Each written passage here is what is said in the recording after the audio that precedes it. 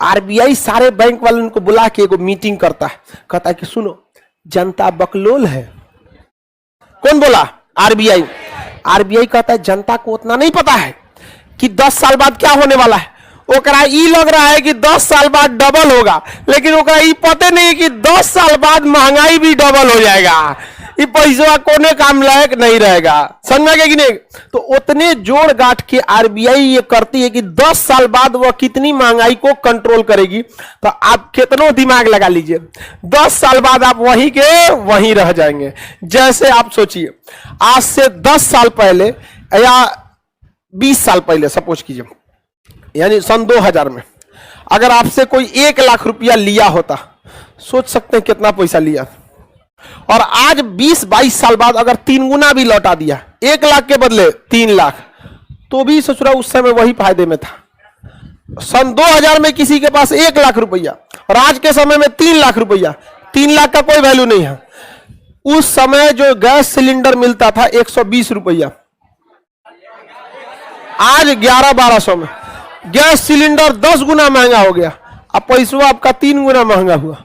सन 2000 में 3 रुपए किलो आलू बिकता था। हम 3 रुपए किलो हमको याद है, हम लोग खरीदे हुए हैं। अभी 20 रुपए, तो आलू कितना हो गया? 6 गुना महंगा। समझ में गया? 6 गुना क्या हो गया? महंगा हो गया। और पैसा कितना महंगा? 3 गुना। सोच रहे आरबीआई बेवकूफी करेगा? हम लोग के समय में आपको बताते हैं, पेट्रोल जो चलता था उस समय, हम बताते हैं आपको 42 रुपए लीटर, 42 रुपए लीटर चलता था, 35-36 रुपया। मट्टी तेल बिकता था 20 रुपया, अभी 70।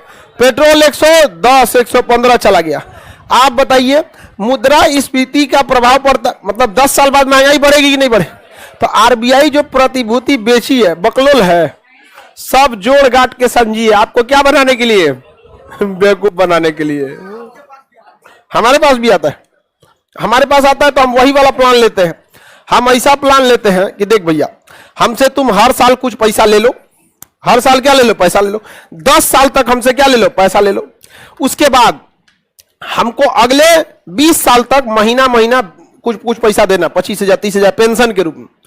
और जब 20 साल कंप्लीट हो जाएगा तो ये जो हम पैसा 10 साल तक जमा किए हैं अपना प्रीमियम, वो भी हमको वापस चाहिए।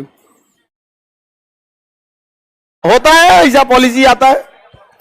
हम अपने मम्मी पापा का पेंशन ऐसे ही कराए हैं, हर साल हम जमा कर देते हैं, हर साल जमा करते जाते हैं, और जमा हो गया तो अगले 30 साल तक उन लोग को पेंशन मिलेगा। और 30 साल तक पेंशन मिलते जाएगा। और जब 30 साल कंप्लीट हो जाएगा तो जो शुरुआत में हम हर साल 10 साल तक जमा किए हैं, वो पैसा क्या हो जाएगा? मिल जाएगा। तो हमारा जो था वो मिल गया और पेंशन भी मिल गया, टेंशनों खत्म हो गया हमारा। समझ में आ गया कि नहीं आ गया? मम्मी का अलग पेंशन, पापा का अलग पेंशन, मम्मी का हेल्थ का अलग, पापा का अलग, कोई टेंशन नहीं है। अब समझ में आ गया कि नहीं आ गया? नहीं तो भाई हम समाज को देखते तो डर जाते हैं। आजकल अजीब टाइप का हो गया है, माँ बाप को बेटा बेटी भूल जाता है। समझ में आ गया कि नहीं? हम कभी नहीं भूल सकते हैं, लेकिन समाज को देखते हुए डर लगता है। इसलिए कहते हैं कि नहीं भाई, जो है पहले माँ बाप को भी अपने पैर पर आखिरी दम तक क्या कर दे? खड़ा कर दे। बाद में हम बदले ना बदले वो तो अलग की बात है, नहीं समझे? लेकिन क्या जरूरत है भाई किसी को रिस्क लेना? क्या पता कि गृह मंत्रालय कोने दिमाग का होगा। नहीं समझ में आया? उससे अच्छा है कि भाई अपने पे डिपेंडेंट करके छोड़ दिया। यहाँ पे कल को मम्मी पापा को कोई टेंशन नहीं, बीमार पड़ेंगे, उनका हेल्थ है, हर महीने उनका क्या है? पेंशन है। मम्मी का अलग पेंशन, पापा का अलग पेंशन। समझ में गए? इसलिए उनको कोई टेंशन नहीं, पेंशन है, टेंशन नहीं। तो हम आरबीआई के बकलोलई वाले में नहीं जाते कि तू हमरा ले लो और 10 साल बाद दियो। समझ में गया कि नहीं आएगा? हम जितना जमा करेंगे बाद में क्या कर लेते हैं?